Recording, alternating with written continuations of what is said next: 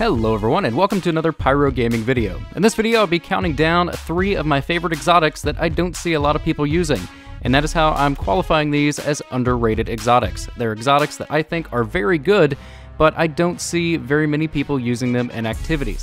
Now, it's worth noting that these 3 exotics aren't in any kind of order, they're just 3 exotics that I like and will be talking about, so without further ado, let's go ahead and stop the dance party and jump right in.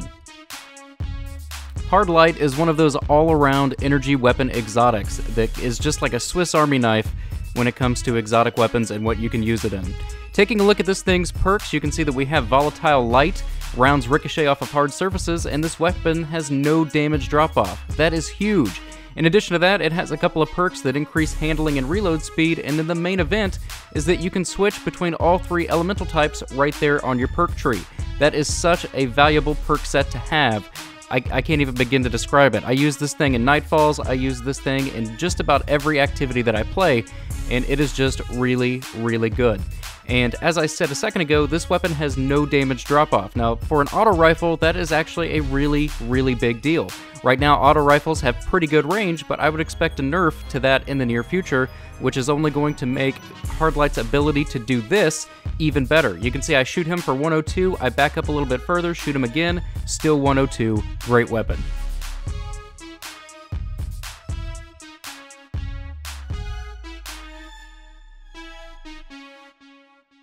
Risk Runner is an exotic submachine gun that fits into your energy slot and has very similar perks to that of Zalo Supercell from Destiny 1.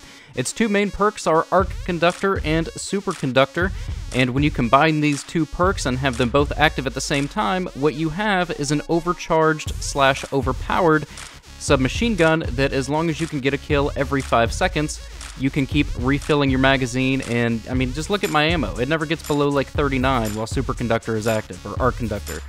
I mean, it's just such a great weapon for clearing out ads. It does decent boss damage. It's not something that I would say go fight Callus with, but I mean, it's just an all-around really good, really solid weapon. And you would be surprised at just how easy it is to take arc damage in this game. There are so many arc enemies that you're gonna be taking arc damage fairly often, so you're gonna get a lot of use out of that Arc Conductor and Superconductor perk. And I made a video a little bit ago about the Warlock's best loadouts, and in that video I mentioned this weapon right here being paired with the Warlock's Devour build. It makes you an unstoppable killing machine, and it is so much fun to use, guys. I would definitely recommend trying it out.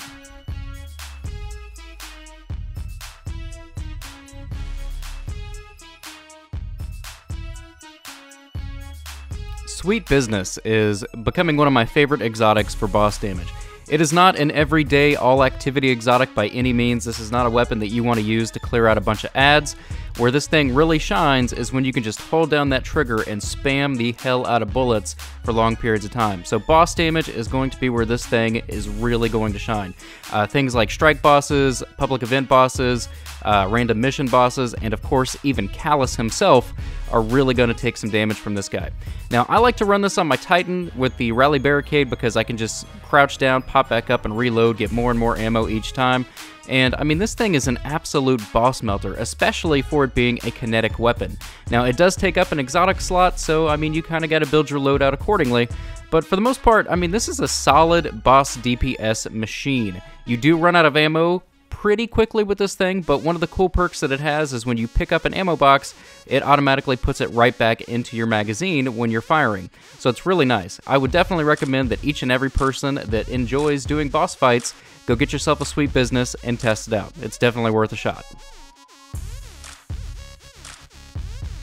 And there you have it, guys. 3 exotic weapons that I think are really good that I don't see a lot of people using. Drop a comment in the box below, let me know what you think of these weapons, and that is going to bring this video to an end. If you enjoyed it, click like. If you're new to the channel, click subscribe. And if you're already subscribed, I fucking love you. Thank you guys so much for watching, and take care.